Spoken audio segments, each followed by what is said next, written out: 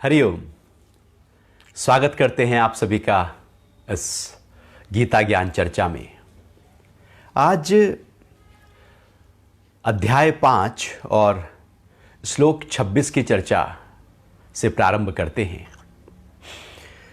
भगवान कह रहे हैं कि काम क्रोध से रहित होकर जीते हुए चित्त वाले आत्मज्ञान प्राप्त पुरुष सब ओर से ब्रह्म निर्वाण में ही बरतते हैं।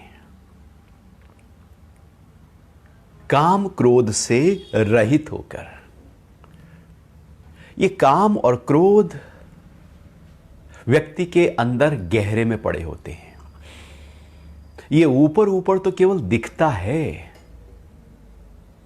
असलियत में इनकी जड़ें तो बहुत ही ज्यादा गहराई में होती हैं।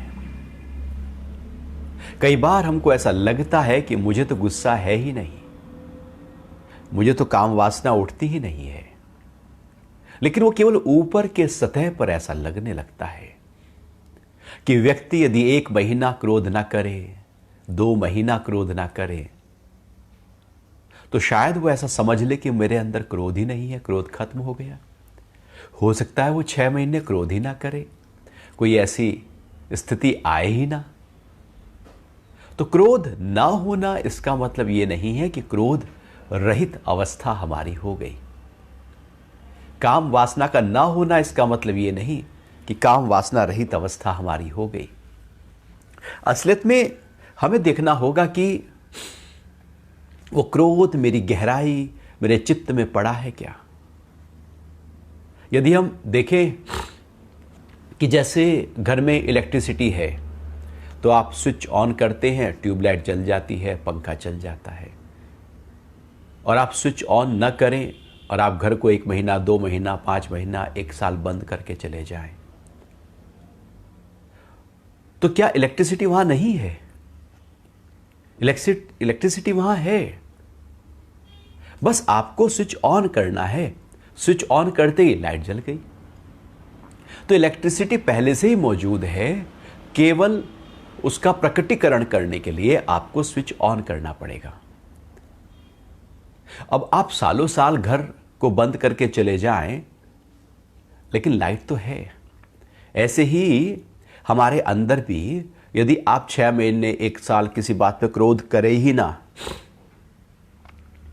तो ऐसा नहीं है कि हम क्रोध मुक्त हो गए, क्रोध रहित अवस्था हमारी प्राप्त हो गई, क्योंकि वो तो अंदर गहरे में कहीं दबा पड़ा है।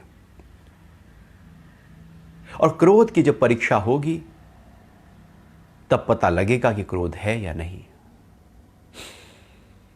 कोई मेरे अहंकार के ऊपर जब ठेस लगाएगा, चोट मारेगा, मुझे अपशब्द कहेगा, कोई मेरे ऊपर कुछ मट्टी डालेगा, कोई राख डालेगा, तो पता लगेगा कि क्रोध है क्या। कोई अपमान कर दे बहुत ज्यादा, तो पता लग जाएगा कि अंदर से क्या उठा। जो अंदर से उठा वही हमारी वास्तविक अवस्था है। विपरीत परिस्थिति होने पर जो भी कुछ अंदर से उठता है, और जितनी बड़ी विपरीत परिस्थिति है जो उस समय गहरे से उठता है, वो हमारा वास्तविक स्वरूप है। उसको समझना चाहिए कि ये मैं हूं।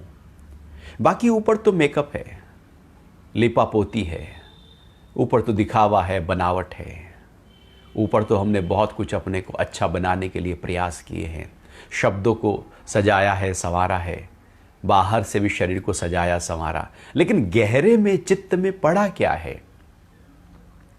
जब गहरे पर ठेस लगेगी, चोट लगेगी, तो गहरे में पड़ा हुआ उभर कर आएगा। तो गहरे में पड़ा हुआ यदि बहुत ज्यादा विपरीत परिस्थिति होने पर भी प्रेम ही उभरे, प्रसन्नता ही हो, कोई नाराजगी ना हो, तो समझना चाहिए कि हमारे अंदर की जो स्थिति है वो अब बदल गई है। अब वो स्थिति नहीं कि पहले जब हम छोटी छोटी बातों के ऊपर क्रोध करते रहते थे। ये छोटी छोटी बातों पर हमारे अंदर जो क्रोध की स्थिति है, ये है, और ये एकदम नहीं जाती। जैसे जैसे प्रेम बढ़ता चला जाता है वैसे वैसे क्रोध घटता चला जाता है। बिना प्रेम के बढ़े क्रोध का खत्म हो जाना हो ही नहीं सकता। कि मेरे अंदर प्रेम ना हो और क्रोध खत्म हो जाए। अहंकार को ठेस लगते ही क्रोध का पता लग जाता है। विकारों का पता तब लगता है जब ठेस लगती है अहंकार के ऊपर। क्योंकि अहंकार से विकार उपजते हैं, अहंकार से काम उपजता है, इच्छा उपजती है, वासना उपजती है, अहंकार से ही हमारा क्रोध उपजता है।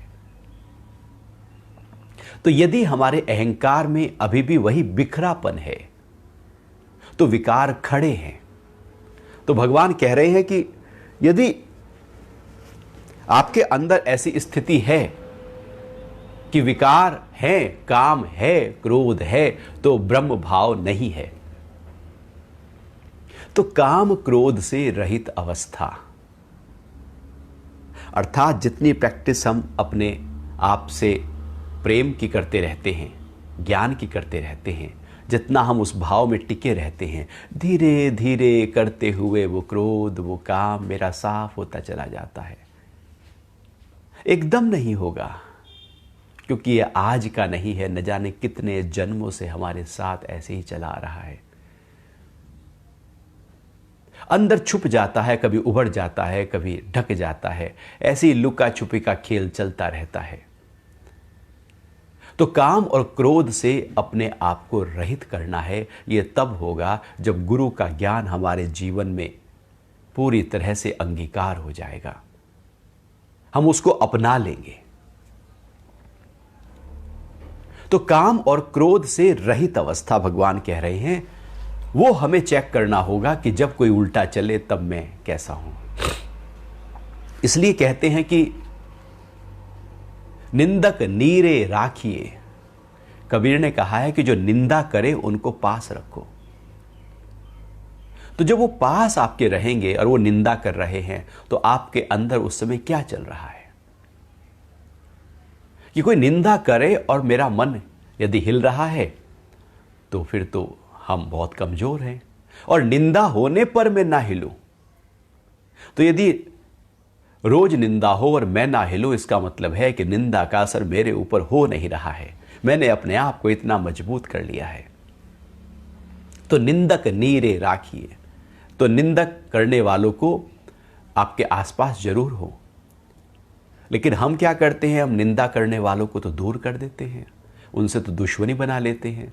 ये मेरी बड़ाई क्यों नहीं करता, बाकी सब तो करते रहते हैं, ये बुराई करता रहता है, ये कभी मुझे अप्रिशिएट ही नहीं करता। तो जब ऐसी स्थिति में हम रहें कि अपने आप को ऐसे चारों तरफ से इस माहौल में रहें कि सब मुझे प्रेज करें, मेरा मान करें, सम्मान करें, मेरा बड़ाई करें, मेरी कीर्ति करें, तो मजबूती अंदर से कैसे आएगी? और इसी कारण से कमजोर हो जाते हैं। कमजोर हो जाते हैं वो बच्चे जो उनको केवल और केवल माँ बाप केवल उनकी बड़ाई करते रहते हैं, बड़ाई करते रहते हैं। फिर एक समय आता है जब वो सोसाइटी में बाहर निकलते हैं और वहाँ पर कोई टोकता है तो उनका दिल बहुत ज़्यादा हिल जाता है, अहंकार पर ठेस लगती है, क्योंकि आज तक तो बड़ाई होती आई है। तो विपरीत परिस्थितियां घटने पर यदि क्रोध ना उपजे तो क्रोध से रहित अवस्था हो गई है हमारी। तो भगवान कह रहे हैं काम क्रोध से रहित होकर जीते हुए चित्त वाले। अब जो चित्त है हमारा, चित्त का मतलब है मन, बुद्धि, अहंकार, पूरी तरह से जो हमारा अंतःकरण है, या यूं कहें कि चित्त से उठने वाला जो भी फुरना है, जो भी वृत्ति है, जो भी कुछ उठता है अंदर से, कोई इच्छा उठ रही है, कोई वासना उठ रही है, कोई विकार उठ रहा है। अब या तो हम उसके साथ हो लेते हैं या उसको हम कंट्रोल कर लेते हैं, उसको जाने देते हैं। जीतने का मतलब है कि वो आया है, चला गया, उसका हिस्सा नहीं बने, उसको तवज्जो नहीं दी, उसको वैल्यू नहीं दी। अंदर से मैंने ये नहीं चाहा कि मेरी कीर्ति हो, मेरा मान हो, मेरा सम्मान हो, ना मैंने इसके विपरीत चाहा, मैंने कुछ चाहा ही नहीं। अर्थात मैंने पूरी तरह से अपने आप को, जो बिखरा हुआ पन था, उसको कंट्रोल कर लिया है। और सद्गुणों का प्रवाह अंदर से पूरी तरह से बाहर की तरफ हो रहा है। तो जीता हुआ चित्त मतलब जिसको हिला ना पाए, दुखी ना कर पाए, परेशान ना कर पाए। अभी यदि हम अपने आप को देखें तो बैठे बैठे हम दुखी क्यों हो जाते हैं? क्यों बैठे बैठे हम सुख में आ जाते हैं? क्योंकि चित्त में जो विचार चला, हमने उससे अपने आप को एक किया। अच्छा विचार हमने अपने अंदर जब लेकर आए तो उसने सुख दे दिया, बुरा विचार लेकर आए तो दुख दे दिया। तो हमारा चित्त हमने जीता थोड़ी है, चित्त तो हारा हुआ है। चित्त तो चल रहा है वासनाओं पर, इच्छाओं पर। मैं चित्त को जीत जाऊं कि चित्त से जो भी उठे फुरना, वासना, इच्छा, काम, क्रोध, लोभ, मोह, जो भी कुछ उठ रहा है अंदर से, वो मुझे हिलाए ना, वो मुझे परेशान ना करे, वो मुझे दुखी, हताश, निराश ना करे, वो मुझे अहंकार से ना भर दे, वो मेरे अंदर कर्ता भाव पैदा ना कर दे। क्योंकि हमारा चित्त ही सब कुछ है। जो अंदर से उठता है वैसे ही हम बाहर व्यवहार करने लगते हैं। हमारे सारे कर्म हमारे चित्त के आधार पर होते हैं। चित्त से यदि कोई इच्छा उठी कि ये काम करना है तो आप करने लगते हैं, ये खाना है आप खाने लगते हैं, वहां जाना है आप जाने लगते हैं, शॉपिंग करनी है आप शॉपिंग करने लगते हैं। जो उठा अंदर से बस आप उसके पीछे हो लिए। अब जो उठा उसके पीछे यदि हम हो लिए तो चित्त मालिक या हम मालिक? चित्त जीता या हम जीते? चित्त ने जो कहा हमने पूरा किया तो चित्त जीता है।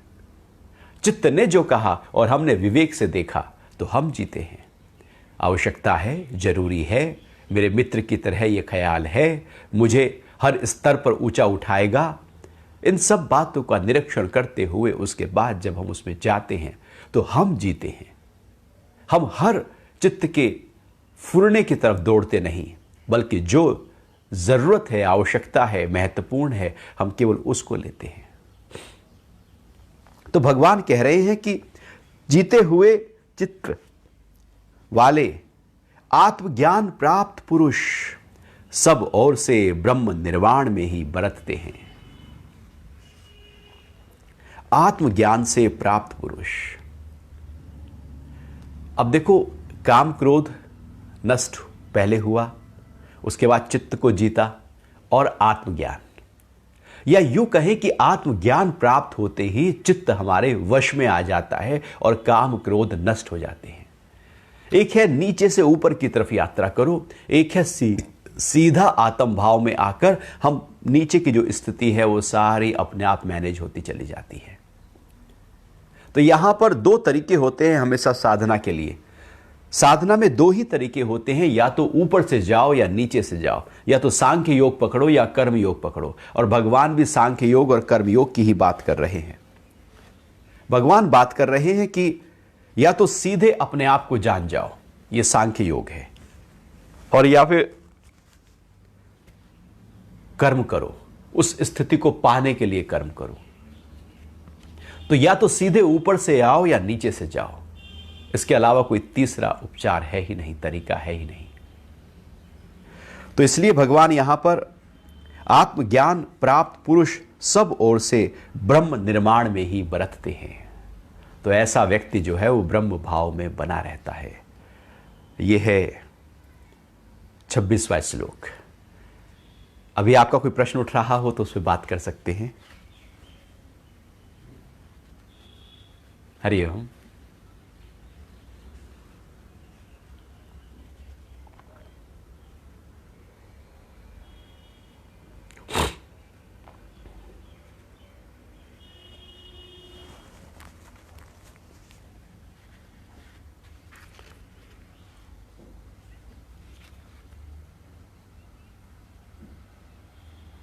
हाँ, पूर्व जन्म के संस्कारों का असर व्यक्ति के वर्तमान आचरण पर अवश्य दिखता है, सीधे तौर पर दिखने लगता है। दिखेगा ही दिखेगा, क्योंकि वो प्रारब्ध है हमारा। पूर्व जन्म के किए गए कर्म में से एक हिस्सा प्रारब्ध बनता है जो हम इस जन्म में भोगते हैं। तो जो हम भोग रहे हैं पहले से मिला हुआ है। जब मृत्यु होती है तो 3 चीजें डिसाइड होती हैं, जाति, आयु और भोग। अर्थात कौन सी योनि मिलनी है, उसमें कौन से भोग मिलने हैं और उसमें कितनी उम्र मिलनी है, ये 3 चीजें निर्धारित हो जाती हैं। तो जाति, आयु, भोग के आधार पर हम ये जीवन जी रहे होते हैं, अर्थात पहले जन्म के आधार पर। तो वहां पर जो कर्म किया है उस कर्मों में से जो फल है कुछ हिस्सा इस समय भोगने के लिए मिल जाता है। अब उस भोगने के लिए हमें कुछ करना नहीं है। इसलिए कोई अमीर परिवार में जन्म लेता है, कोई गरीब में, कोई पूरी तरह से धन के लिए ही परेशान रहता है, किसी के पास धन बहुत होता है, किसी के पास स्वास्थ्य बहुत अच्छा है, कोई स्वास्थ्य के लिए ही बचपन से ही परेशान है, उसका स्वास्थ्य ठीक नहीं है। तो बहुत सारी बातें, विभिन्नता जो है वो दर्शाती है कि पूर्व जन्मों के कर्मों के फल अभी भोगे जा रहे हैं। तो वो हमारे हाथ में नहीं है, वो भोगना जरूर है, लेकिन इस जन्म के कर्म हमारे हाथ में हैं। तो क्यों ना इस जन्म के कर्मों को हम ध्यान दें, ताकत दें, बल दें और उसको व्यवस्थित तरीके से निष्काम भाव से करें, जिससे अब कर्मों के फल ही ना बने। जी,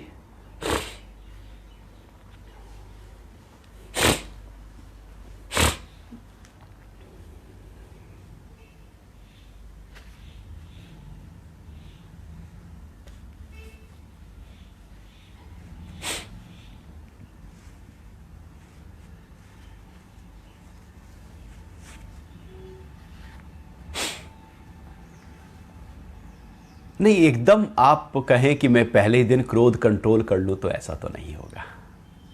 ये तो धीरे धीरे करने वाली साधना है। बच्चा कहे कि पहले ही दिन में गुटलियों चलना ना सीखूं, केवल दौड़ना शुरू कर दूं, तो वो तो नहीं होगा। पहले ही दिन आप कार लेकर 120 की स्पीड पे बिना सीखे नहीं चला सकते। साइकिल को भी कुछ दिन के लिए पहले प्रैक्टिस करनी पड़ती है।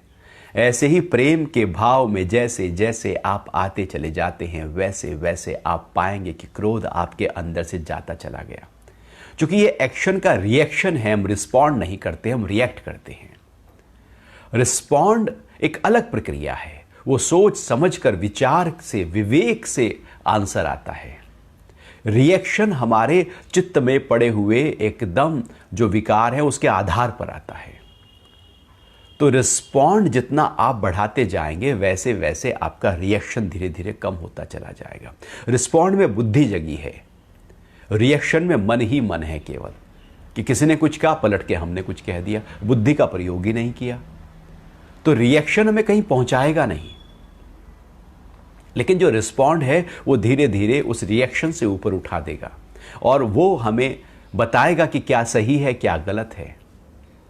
एक्शन तो बाहर से आएगा ही आएगा। क्या क्या रोकोगे, किस किस को रोकोगे, कहां तक रोकोगे? क्यों ना अपनी प्रैक्टिस कर ली जाए, क्यों ना कुछ ऐसा कर लिया जाए जिससे उसका असर मेरे ऊपर ना आए, आए तो कम आए, और धीरे धीरे धीरे धीरे हम अपना रास्ता ले लें। हम अपना रास्ता ले लें कि कोई पानी डाल रहा है तो हम क्यों ना किनारे से निकल जाएं। हमने भी तो किसी ना किसी ने रूप पे उसके ऊपर पानी डाला होगा, कुछ बोला होगा, अब उसका प्रतिफल आ रहा है। हम अपने कर्म को भूल जाते हैं, लेकिन दूसरे के कर्म को याद करते हैं कि इसने ऐसे कहा। लेकिन यदि ये देखें कि मैंने ही उसके लिए कुछ विरोध रखा ही नहीं, मेरे ही अंदर कोई नकारात्मकता है ही नहीं, मेरे ही भाव पूरी तरह से शुद्ध हैं, तो आप देखेंगे प्रकृति भी पूरी तरह से उसी हिसाब से बहने लगेगी, लोग भी आपसे उसी तरह से आचरण करने लगेंगे। अब हम ही एकदम फना उठा लेते हैं तो लोग तो फिर डंडा लेकर आएंगे ना। तो हम अपने नहीं देखते, दूसरे का देखने लगते हैं। यहां पर बात है सारी अपना देखने की, कि हम क्यों ना अपने प्रेम में अपने आप को लेकर आए। वो क्रोध का जीवन कुछ जीवन थोड़ी होता है, फिर वो तो फिर कोई हिलाएगा हम हिलते रहेंगे, कोई क्रोध करवा देगा हम करते रहेंगे। तो पूरा जीवन क्या क्रोध से ही निकल जाए? क्या पूरा जीवन हम साइकिल चलाना सीखे ही ना?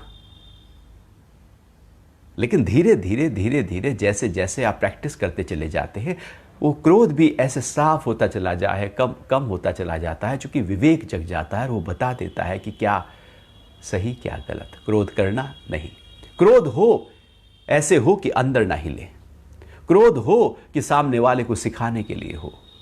जैसे बच्चे को मां डांटती है, लेकिन क्रोध उसका ऊपर का होता है, अंदर का नहीं। अंदर से प्रेम है, ऊपर से क्रोध है।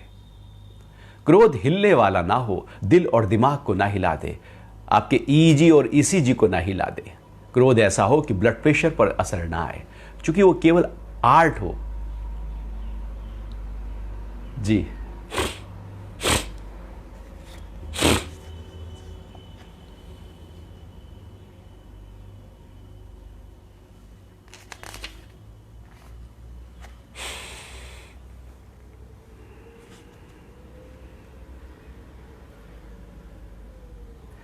तो भगवान फिर आगे अब और गहरी बात कर रहे हैं, और भगवान कह रहे हैं, अध्याय 5 का 27 और 28वां श्लोक, शब्द आदि बाह्य विषयों को बाहर ही रोककर दृष्टि को भ्रगुटी के मध्य में केंद्रित करके नासिका में चलने वाली प्राण और अपान वायु को सम करके इंद्रियों, मन और बुद्धि को वश में कर जो मोक्ष परायण मुनि इच्छा, भय और क्रोध से रहित हो गया है, वह सदा मुक्त ही है।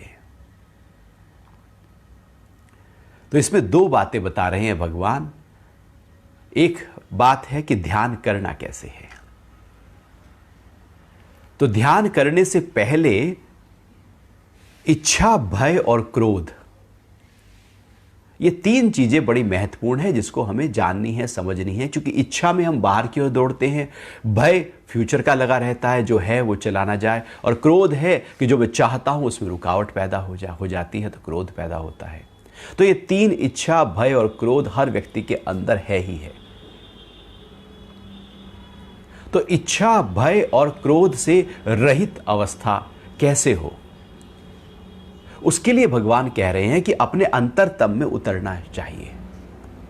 बिना ध्यान किए हम ऊपर नहीं उठ सकते इच्छाओं से, निरिच्छा नहीं हो सकते, निर्भय नहीं हो सकते।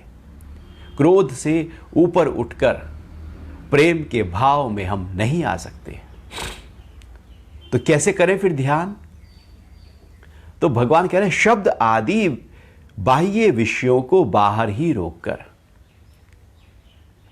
अभी जो शब्द आदि बाह्य विषय हैं, बाहर के जो शब्द हैं, बाहर की जो गंध है, बाहर का जो रूप है, बाहर का जो टच है, बाहर से जो हमारे अंदर पूरी तरह से ज्ञान जा रहा है, सूचनाएं जा रही हैं। देखो, बाहर से सूचनाएं आती है, अंदर से ज्ञान आता है। ज्ञान बाहर से नहीं, बाहर से तो केवल बाहर की बातों की जानकारी मिलती है। आत्मा का ज्ञान तो भीतर से बाहर की तरफ प्रकट होता है। तो कैसे जाए भीतर, जिससे वो हमारे अंदर ज्ञान प्रकट हो जाए?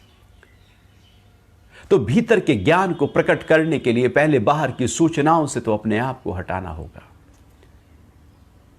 यदि सूचनाओं से ही अपने आप को नहीं हटाया, तो सूचनाएं हमको व्यस्त कर देंगी, उलझा देंगी, फंसा देंगी, अटका देंगी।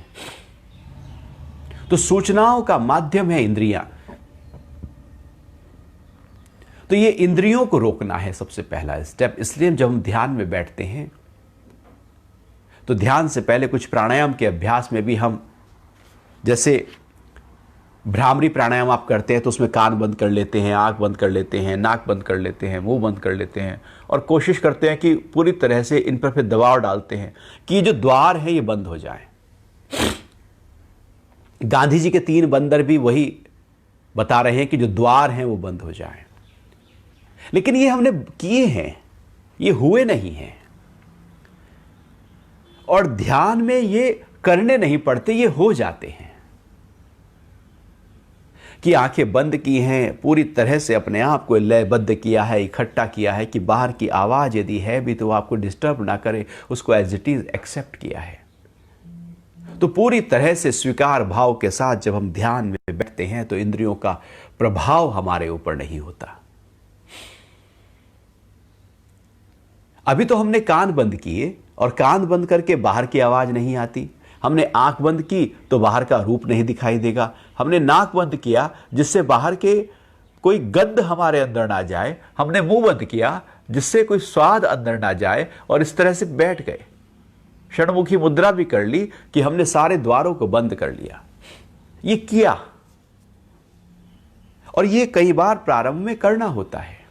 इसलिए एकांत स्थान पर ध्यान किया जाता है कि जहां पर कुछ देखने के लिए ऐसा ना हो कि जो मुझे प्रभावित करे, कुछ ऐसा गंध ना हो, कोई ऐसा टच कोमल स्पर्श ना हो, कोई ऐसा स्वाद ना हो। आराम से एकांत में बैठकर ध्यान हो कि इंद्रियां लालायित ना हो विषयों की तरफ, वो दौड़े ना विषयों की तरफ। तो भगवान भी कह रहे हैं कि शब्द आदि जो बाह्य विषयों को बाहर ही रोककर, अब वो अंदर ना आए। दिन भर तो अंदर ही, बाहर की सारी बातें अंदर जाती रहती हैं, कहां रोकते हैं। घर के दरवाजे बंद कर लेते हैं, बाहर से फिजिकली हम किसी को अंदर नहीं आने देते। कितना अच्छे तरीके से हम अपने घर का ध्यान रखते हैं, खिड़की दरवाजे बंद करते हैं, लेकिन ये खिड़की दरवाजे तो खुले ही हैं। ये कहां बंद करते हैं कि आवश्यकता हो तो खोले, नहीं तो बंद। इनका कंट्रोल हमारे हाथ में नहीं है। इनका दरवाजा खुल गया तो खुल गया, अब ये बाहर की तरफ ही भागता रहेगा। तो क्या करना है? भगवान कह रहे हैं कि इनको रोकना है, रोकना है। ये रोकने की प्रक्रिया बड़ी महत्वपूर्ण है। ये प्रत्याहार की साधना है महर्षि पतंजलि की साधना में, कि विषय और इंद्री जो जावे, अपने स्वादन को ललचावे, तिनकी और न जाने देही, प्रत्याहार कहावे यही। कि इंद्रियां विषयों की ओर जाती हैं और ललचाती हैं, उनकी ओर जो जाने नहीं देता, वो जो प्रैक्टिस है वो प्रत्याहार है। अर्थात इंद्रियां जो बाहर की तरफ जा रही हैं उनको रोककर अपने मन में स्थापित करना। भगवान उसी प्रैक्टिस की बात कर रहे हैं। और वो कैसे होगा? वो होगा दृष्टि को भ्रगुटी के मध्य में केंद्रित करके, नासिका में चलने वाले प्राण और अपान वायु को सम करके। अब एक बैठने की स्थिति बता रहे हैं भगवान, कि भ्रगटी को अपने आंखों के बीच में, यहां पर ये है हमारा आज्ञा चक्र। पूरी तरह से हमारे शरीर में जो सप्त चक्र हैं, कहीं अष्ट चक्र हैं, तो ये आज्ञा चक्र है, ये गुरु स्थान है। सबसे नीचे मूलाधार, फिर मणिपुर, अनाहत, विशुद्ध, आज्ञा। ये जो आज्ञा चक्र है ये ईड़ा, पिंगला और सुषुम्ना तीन नाड़ियों का मिलन स्थान है। ईड़ा नाड़ी हमारे लेफ्ट नासिका में बहती है, पिंगला राइट में बहती है और मध्य में सुषुम्ना बहती है। तो ये जो मध्य में सुषुम्ना बह रही है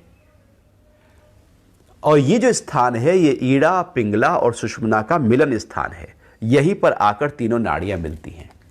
तो हम जब प्राणायाम का अभ्यास करते हैं तो कई बार जो प्राणायाम मुद्रा है वो इस तरह से बनाते हैं कि अंगूठा हमारे नाक पर है और जो दो उंगलियां हैं बाकी वो लेफ्ट नोस्ट्रिल कंट्रोल कर रही हैं और इंडेक्स और मिडिल फिंगर माथे के बीचों बीच। तो इस तरह से जब उन्हें मुद्रा बनाई तो क्या हुआ कि जो दो उंगलियां हैं ये माथे के बीचों बीच टिकी हुई हैं। तो ये जो माथे के बीचों बीच उंगलियां हैं ये क्यों टिकाते हैं हम? ये असलियत में हमारा आज्ञा चक्र है। ये बड़ा महत्वपूर्ण स्थान है ये आज्ञा चक्र। और ये आज्ञा चक्र ये केवल यही नहीं है, ये इसके बहुत पीछे है कहीं। लेकिन अभी प्रारंभ में हम आज्ञा चक्र का हमें पता नहीं होता, तो हम क्या करते हैं, भ्रगुटी के मध्य में, वो भ्रगुटी का मध्य क्या है, ये भ्रगुटी है, तो इसका जो मध्य है वो ये है। तो ये जो स्थान है अपनी आंखों को इस तरह से ऊपर की तरफ हम अपनी आंखों को ले जाते हैं, आंखों को ऊपर की तरफ भ्रगुटी के मध्य में यहां पर टिका देते हैं। और जैसे ही हमारी आंखें भ्रगुटी के मध्य में टिकती हैं तो आप पाएंगे कि आंखों की फोकस करते ही इंद्रियां सब इकट्ठी हो गई, पूरी एनर्जी इकट्ठी हो गई, पूरी एकदम एकाग्रता आ गई, एनर्जी अपलिफ्ट होनी शुरू हो गई। तो शुरू में हम यहां पर अपनी आंखों को टिका लेते हैं, ठहरा लेते हैं, और ये भ्रगुटी के मध्य ये जो स्थान है ये इस तरह से।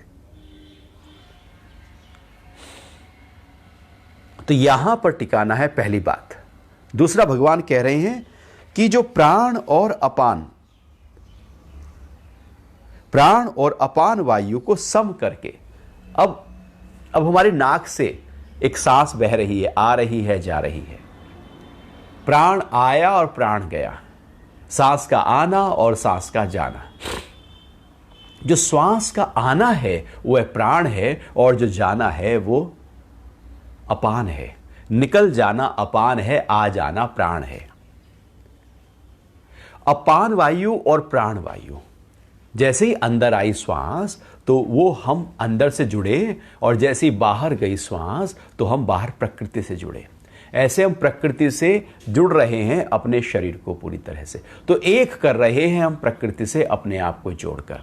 तो प्राण और अपान को सम करना है, चूंकि ये सम की प्रक्रिया हमारे मन को सम कर देती है, जैसे हमने पिछली बार भी चर्चा की थी। तो मन में जैसी स्थिति होती है वैसे हमारे श्वास की रिदम होने लगती है, हल्की, भारी, तेज, टूटकर एक रिदम के साथ में।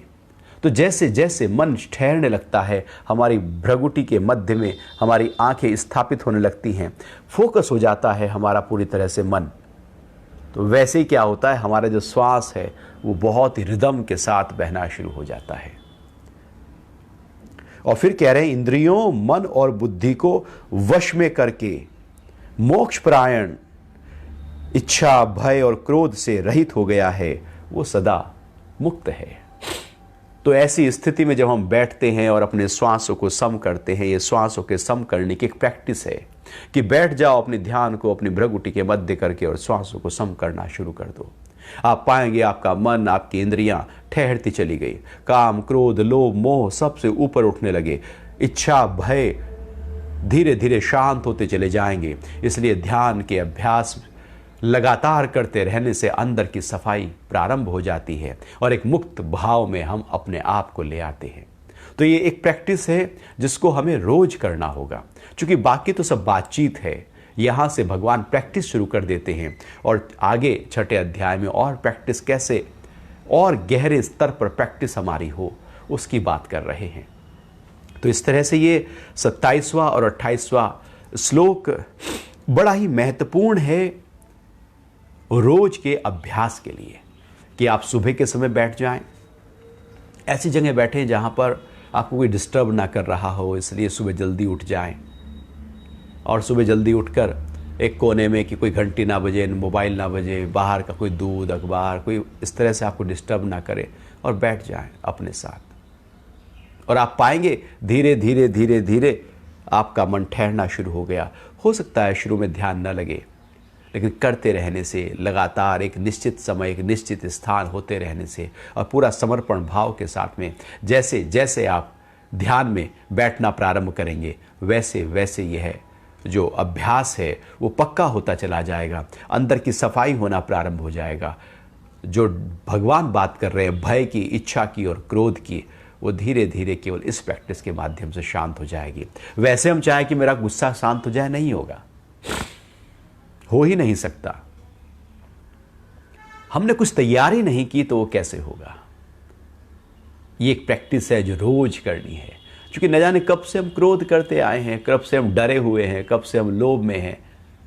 ऐसे ही इसकी प्रैक्टिस लगातार करते जाओ। सुबह करो, रात को सोने से पहले करो, दिन में कभी खाली समय हो बैठ जाओ 5 मिनट के लिए, जाता क्या है। खाली भी तो बैठकर मोबाइल में कुछ ना कुछ ढूंढते रहते हैं, कुछ है थोड़ी उसमें, हम बाहर भाग रहे हैं, इसलिए मन बहुत बिखर गया है। क्यों ना बैठ जाओ अपने साथ, भ्रगुटियों को मध्य में लाओ, आज्ञा चक्र पर फोकस करो और श्वास को महसूस करना शुरू करो, क्योंकि श्वास में बहुत गहराई है। श्वास का विज्ञान बहुत ही ज़्यादा गहरा विज्ञान है। ये श्वास ही मुझे आत्मा तक पहुंचाने में सहायक हो जाएगा। ये श्वास ही मुझे प्रकृति से जोड़ रहा है, ये श्वास ही जीवन दे रहा है, ये श्वास ही आत्मा तक अपना संबंध साधे हुए है। तो ये श्वास जैसे जैसे हम और गहरे गहरे गहरे स्तर पर जाते चले जाते हैं, वैसे वैसे आप पाएंगे कि ये प्राण ही है जो मेरे मन को, इंद्रियों को, बुद्धि को हर स्तर पर एकाग्र करता चला जाएगा। ये प्राण शक्ति यदि इसको हम साध लें, जिसको भगवान सम की बात कह रहे हैं, कि यदि हम इसको सम कर लें किसी भी तरीके से, और ये सम ऐसे नहीं होगा क्योंकि अभी तो हमें पता ही नहीं है कि सांस कब आया कब गया। सांस पर ध्यान आते ही तब पता लगता है कि आया या गया, लेकिन वो सांस पर ध्यान टिकता कहाँ है। आप देखना कभी सांस पर ध्यान आप करने बैठो अब बैठ जाओ कि मुझे ध्यान लगाना है सांस पर और देखना है सांस को कि वो कब आया और कब गया। आप देखना थोड़ी देर में, 1 मिनट तो बहुत दूर की बात है, कुछ ही सेकंड में आपका मन भाग जाएगा।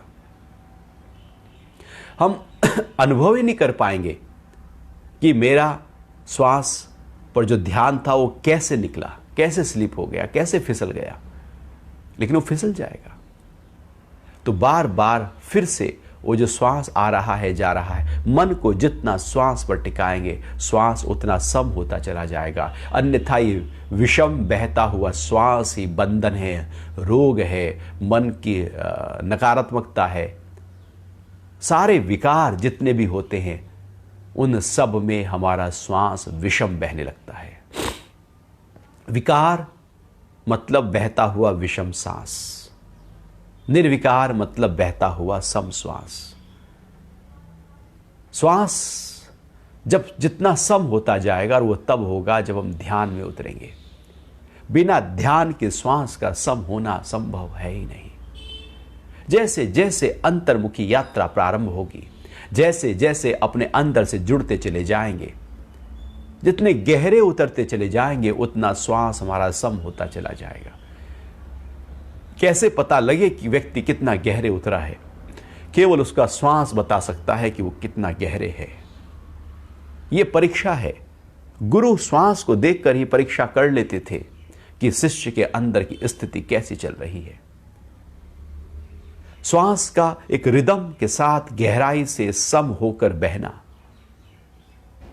ऐसे बहना कि जैसे पूरी की पूरी शक्ति, पूरा का पूरा व्यक्तित्व केवल श्वास पर इकट्ठा हो गया हो।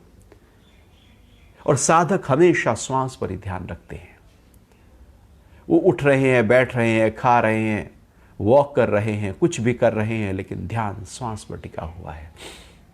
जैसे जैसे ध्यान श्वास पर टिकना शुरू हो जाएगा, वैसे वैसे मन की विपरीत परिस्थितियां अपने आप खत्म होती चली जाएंगी।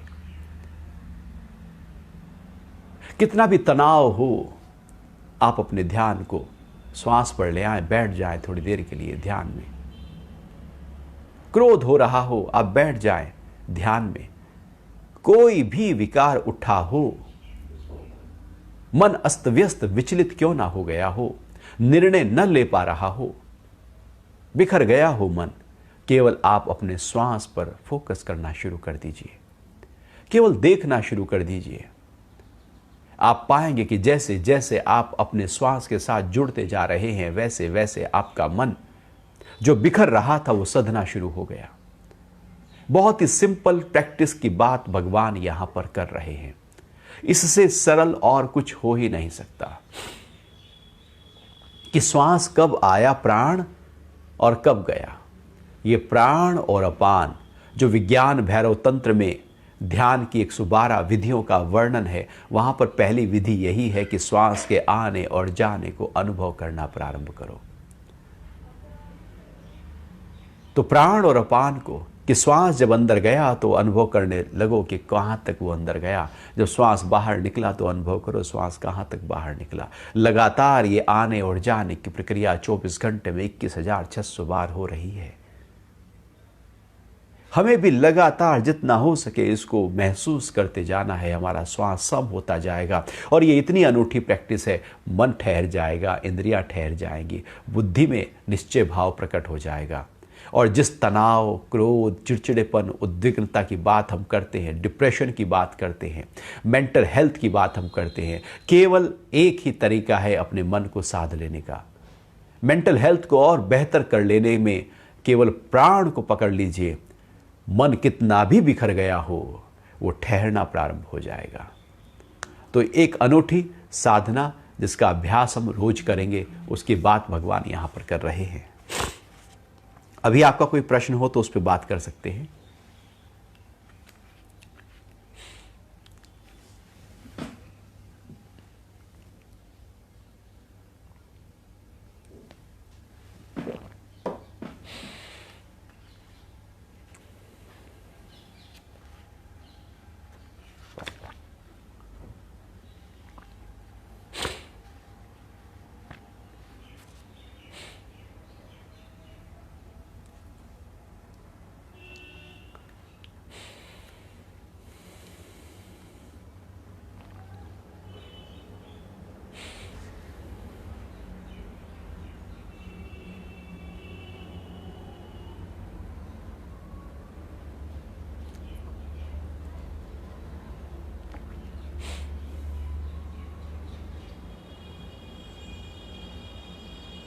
चक्रा, चक्र जागरण से शरीर और मन पर क्या प्रभाव पड़ता है?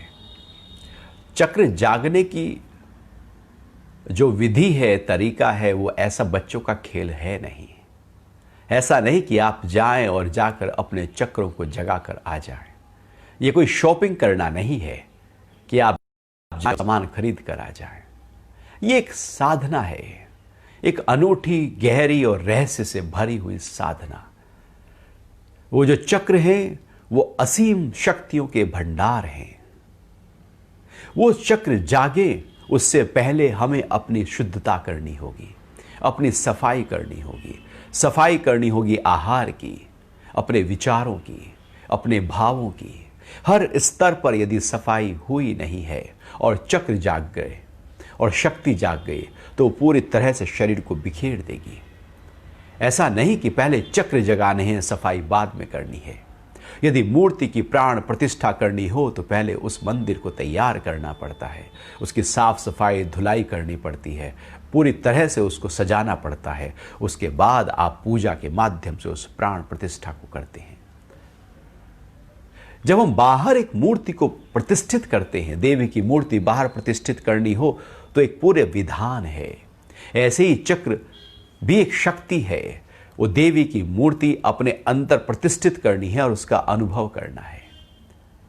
तो जो शक्ति है हमारे भीतर, जो कुंडलिनी है, यदि उसका जागरण करना है तो विधिवत करना होगा। अन्यथा यदि गलत तरीके से उसका जागरण कर लिया तो बहुत ज्यादा फिर जो साधक है उसके मन की स्थिति गड़बड़ा जाती है। यदि वो पहले हमने ईड़ा, पिंगला, सुषुम्ना नाड़ियों का शोधन नहीं किया और सुषुम्ना विशेष रूप से नाड़ी का शोधन नहीं किया और चक्र जाग गया, कोई शक्ति जाग गई, तो वह शक्ति हमारे लेफ्ट या राइट नोस्ट्रल को एक्टिव कर देगी। यदि लेफ्ट नोस्ट्रल एक्टिव हो गया तो व्यक्ति डिप्रेस हो जाएगा, राइट एक्टिव हो गया तो बहुत ज़्यादा क्रोध से भर जाएगा। इसलिए बहुत ऋषि बहुत क्रोध में भरे हुए होते थे और कोई लोग व्यक्ति बिल्कुल डिप्रेस हो जाता है। क्योंकि शक्ति यदि सही प्रकार से उसको रास्ता नहीं मिल रहा है और उसकी सफाई नहीं हुई है और आप जगा कर बैठे हैं तो फिर उसका प्रभाव नहीं होगा। जिसको हम कह देते हैं कि मैंने चक्र जगा लिए, वो चक्र जगाने की बात नहीं है, वो तो केवल चक्र के जगाने की प्रारंभिक अवस्था है, जिसको हम कहते हैं कि मैंने चक्र जाग गए हैं। चक्र जागने की प्रक्रिया तो तब होगी जब आप चक्र का साक्षात अनुभव कर रहे होंगे अपने ध्यान की गहराइयों में उतरकर, और आप देख पा रहे होंगे कि ये चक्र है, ये 4 कमल दल वाला है, ये 6 है, ये 12 है, ये 16 है, ये 2 है, इसका ये रंग है, ये अक्षर है, ये वाहन है। ये पूरा एक पूरे का पूरा एक ज्ञान जो भीतर खजाना भरा हुआ है उसका साक्षात आपके सामने हो रहा होगा, तब वो जागरण होता है। अभी पता ही नहीं है कि चक्र क्या है, कहाँ है, किस तरह से हैं, और हम जाकर जगा लाएं चक्र कहीं पर। ऐसे बहुत ज़्यादा लोग होते हैं जो चक्र जगा देते हैं। वो तो ऊपर की बात है, उससे क्या होगा। भला मार्केट से कुंजी खरीद कर आप पढ़कर एग्जाम में पास हो भी गए तो उससे कोई ज्ञान, कोई शिक्षा की वृद्धि थोड़ी हो जाएगी। ये तो एक गहरी साधना है, और जब ये चक्र जागते हैं तो मन पूरी तरह से अमन होने लगता है, असीम शक्तियों से भर जाता है, शरीर निरोगी और हल्का और दैदीप्यमान होने लगता है, पूरी तरह से शरीर और मन पर उसका प्रकटीकरण आने लगता है। तो एक अनूठी साधना है, कभी इसको हम बहुत गहरे स्तर पर चर्चा अवश्य करेंगे।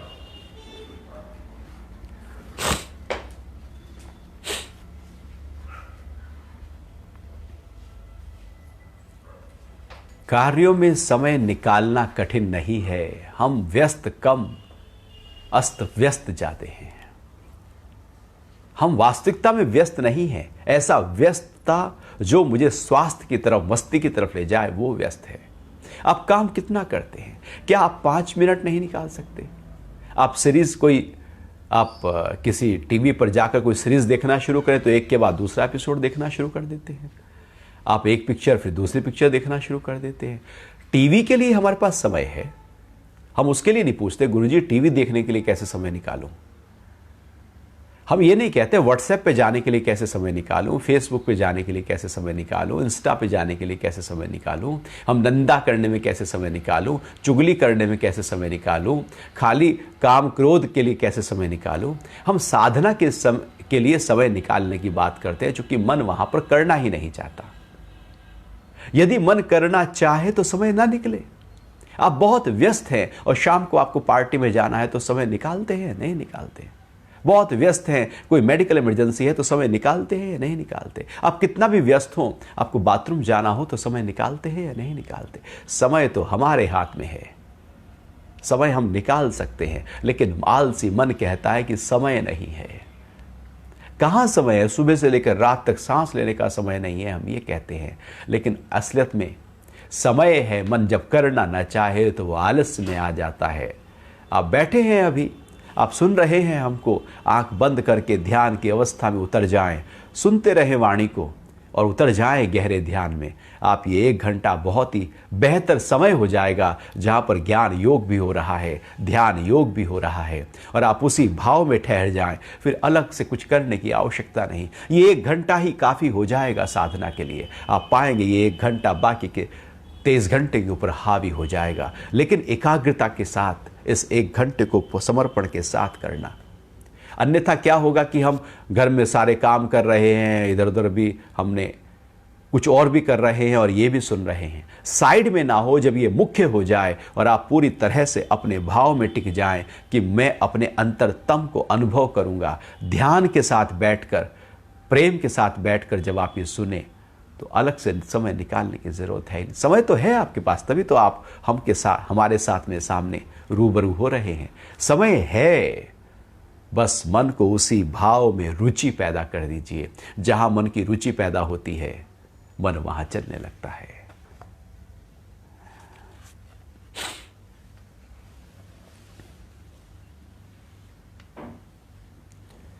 सही कर रहा हूं या गलत, ये तो जब तक गुरु के सानिध्य में ना हो, बड़ा मुश्किल हो जाता है कि साधना का रास्ता हमारा सही है भी या नहीं। लेकिन जो सरल साधना भगवान यहां पर कह रहे हैं, वो तो सरल और गलत होने की संभावना ही नहीं है। आप बैठ जाएं बस ध्यान में और श्वास को, आते जाते श्वास को, प्राणापान को देखना शुरू कर दें। कब आया कब गया, मन को पूरी तरह से टिका दें अपने केवल श्वास के ऊपर। श्वास की गहराइयों में उतर जाएं। कुछ कहे नहीं, कुछ करे नहीं, न श्वास को लंबा करे, न श्वास को छोटा करे, न सांस को अंदर रोके, न बाहर रोके। बस बहते हुए श्वास को अनुभव करना शुरू कर दे। सरल साधना है। साधनाएं बहुत सरल हैं, लेकिन मन कहीं ना कहीं कुछ ख्याल लेकर आता है और कहता है ये कर लेते हैं साथ में। तो अपनी ओर से कुछ ना करें, बस केवल श्वास को देखें, सरल हो जाएगी साधना।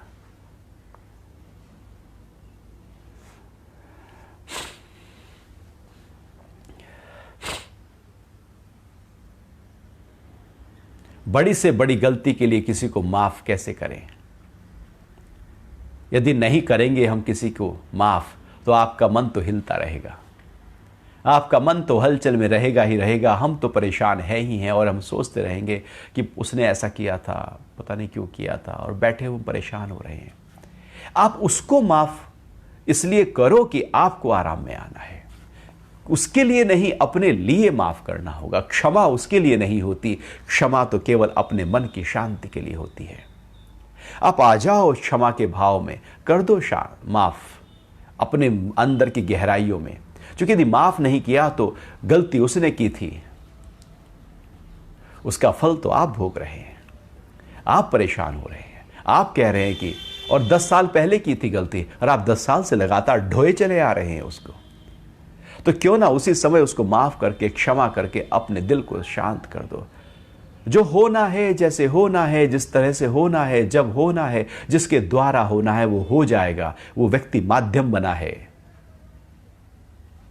उसमें उसका नहीं, बल्कि वैसा होना था, ऐसे मान लो। चूंकि हो गया, अब उसको माफ नहीं करेंगे तो हमारा दिल हिलता रहेगा और एक द्वेष पैदा कर लेंगे, और वो द्वेष फिर किसी और से भी कहीं और से भी द्वेष प्रकट हो जाएगा, फिर कहीं और भी प्रकट हो जाएगा। हमारी भाषा में उतार चढ़ाव आ जाएगा, हमारे की मन की स्थिति बदल जाएगी, हमारा हृदय कहीं पूरी तरह से बंद हो जाएगा। क्यों हम किसी की गलती के कारण से अपने पूरे जीवन और पूरे व्यक्तित्व को खिलने से रोक दें? क्यों ना हम अपनी महक में आए, क्यों ना हम माफ करें, क्षमा करें। क्षमावाणी पर्व होता है ना जैन धर्म में, तो विशेष रूप से क्षमा करते जाओ। और अष्टावक्र गीता में क्षमा को तो शुरू में ही कहा है अष्टावक्र जी ने राजा जनक को कि पहले क्षमा करो। ये द्वेष ही है जो हिलाता है, ये द्वेष ही है जो अध्यात्म की ऊंचाइयों पर ऊंचा जाने नहीं देता, क्योंकि जिससे द्वेष होता है हम हिलते रहते हैं। इसलिए क्षमा जरूर करो, गलती छोटी हो बड़ी हो, आप क्षमा करते जाओ, आप पाएंगे अंदर का सुकून आपके साथ है ही है। हमें तो अपनी यात्रा को सुगम करना है, दूसरों के कारण से हम अपनी यात्रा को क्यों खराब करें? एक गलती करेगा फिर कोई दूसरा भी आ जाएगा, वो भी कुछ गलती करने लगेगा, तो जीवन भर हम ऐसे ही रहेंगे क्या? इसलिए क्षमा क्षमा क्षमा।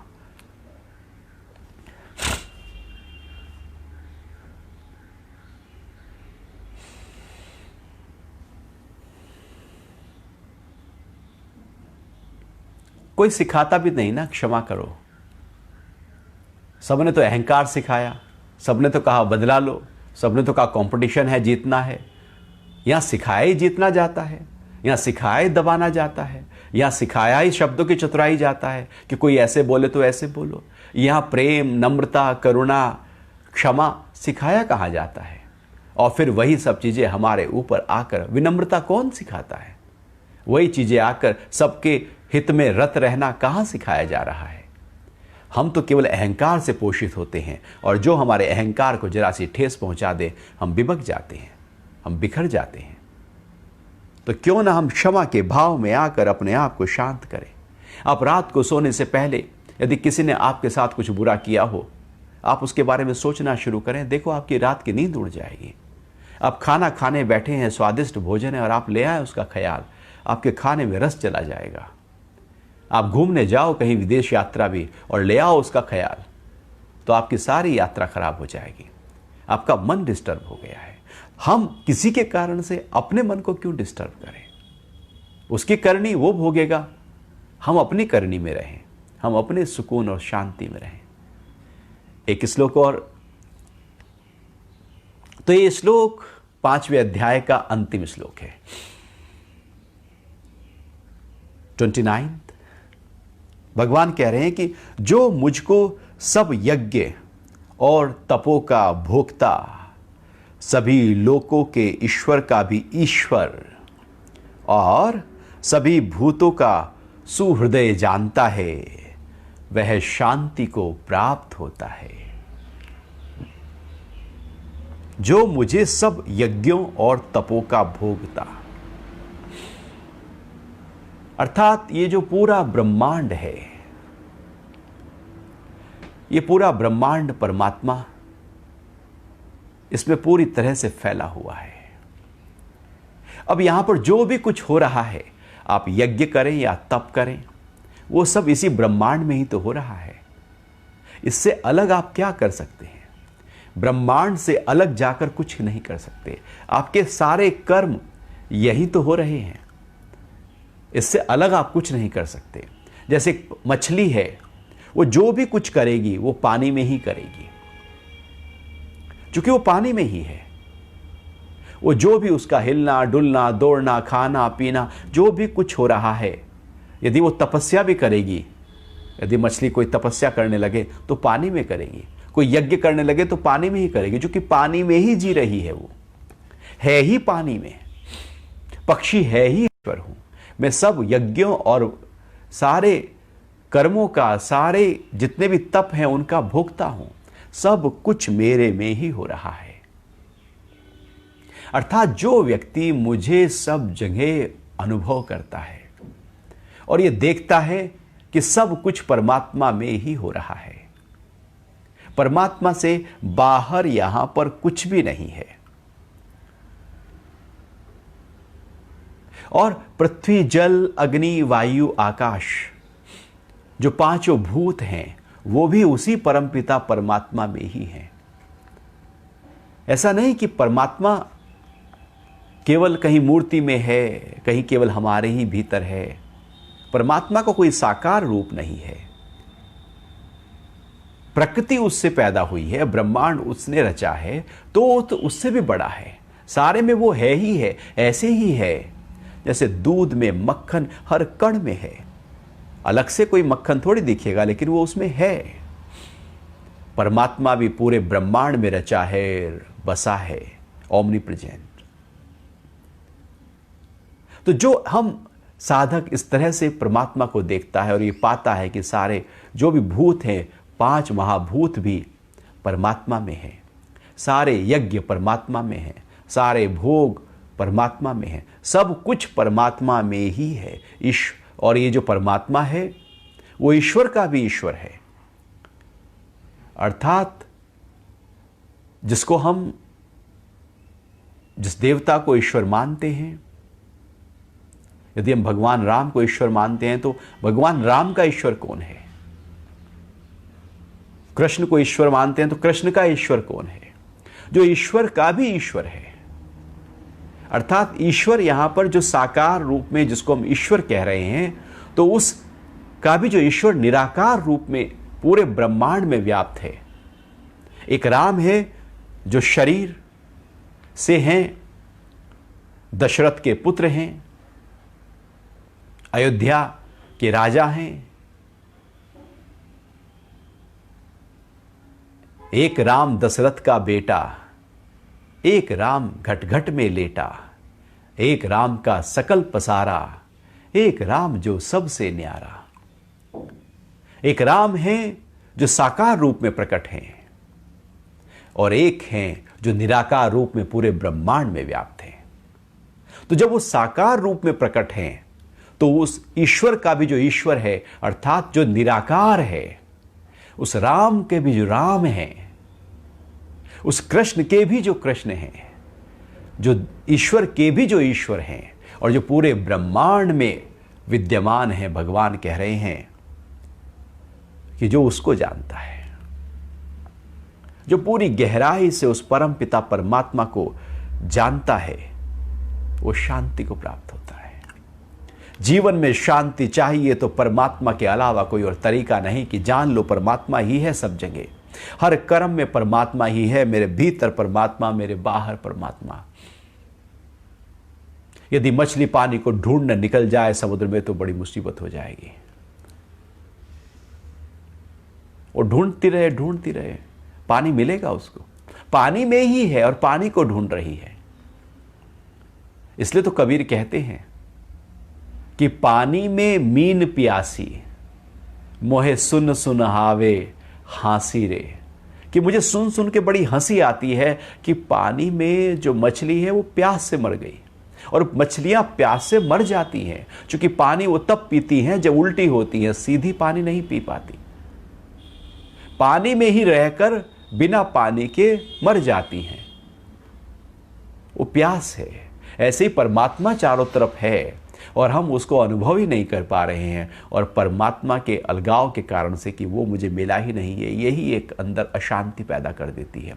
और है ही परमात्मा सब जगह विद्यमान। जैसे ये भाव हमारे अंदर प्रकट होता है, हम उसी पल शांति को, मुक्ति को, कैवल्य को, मोक्ष को, निर्वाण को, परम पद को